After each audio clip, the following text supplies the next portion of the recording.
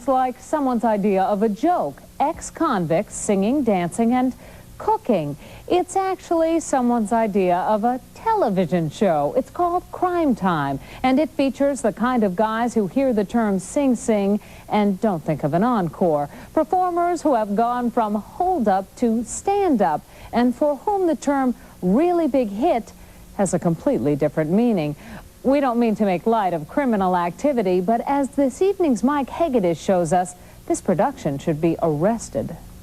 From Hollywood, it's Crime Time, starring Shecky Greene. Just when you thought you'd seen it all, TV pulls the trigger on a new primetime variety show called Crime Time. The stars of the show, ex-cons. Yes, we're talking loan sharks, mobsters, and contract murderers who've all decided to make an honest living by going Hollywood.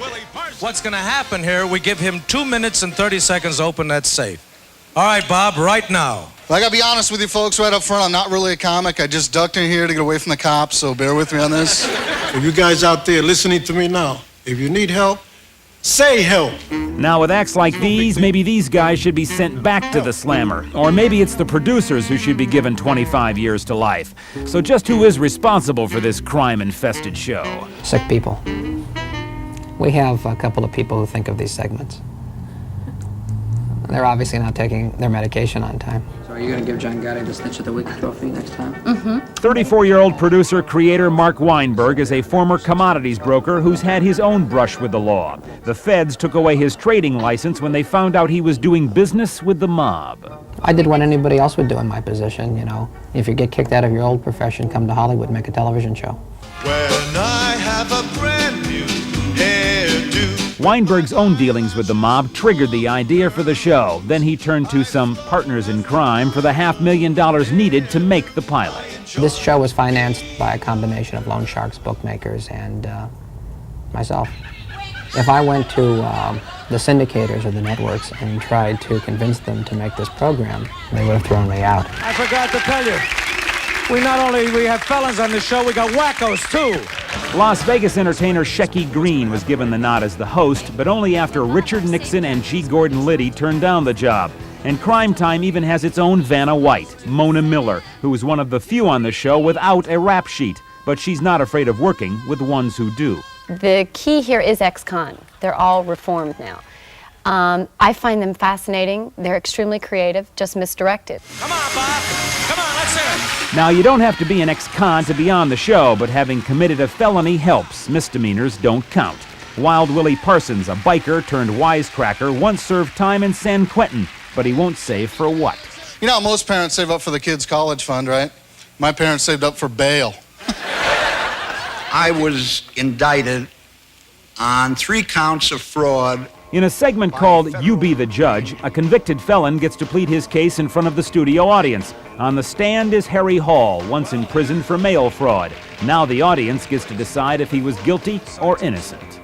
Is Harry Hall a corrupt con artist, or is he a misunderstood guy with a heart of gold? I don't like our system of criminal justice in this country. To me, I've labeled 80% of the judges are PPPs. You know what a PPP is? He's a political patronage parasite. It sounds like Harry has a bone to pick. Well, at least he was vindicated by the audience.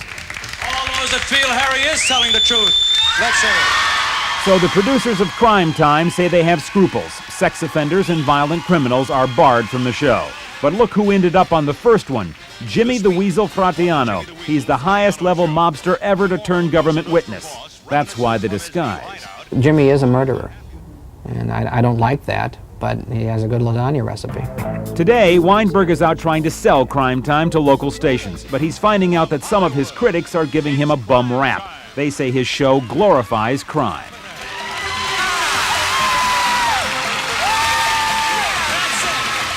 But we're using people who served their time, have paid their debt to society, and are now out and free. It's much better they're on our show performing than they're out knocking over some liquor store someplace. You know, being in show business for a guy like me is kind of scary, because I know if I ever make it real famous, somebody out there is going to publish those nude photos, ruin my career forever. Sure, maybe it's all fun and con games, but does a show like this belong in our living rooms? Well, if it ever makes it on the air, you'll be the judge of that. And who knows, if it is a hit, the producers will be laughing all the way to the bank, unless they rob it first. Whoever said crime doesn't pay? I enjoy being a girl. Other guests have included a juggling arsonist and a yodeling extortionist. After all, who's going to tell these guys they can't be on the show?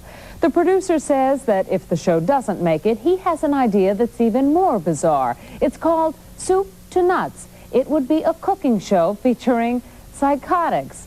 With that possibility in our future, let's hope Crime Time sells. We'll be back with more of This Evening.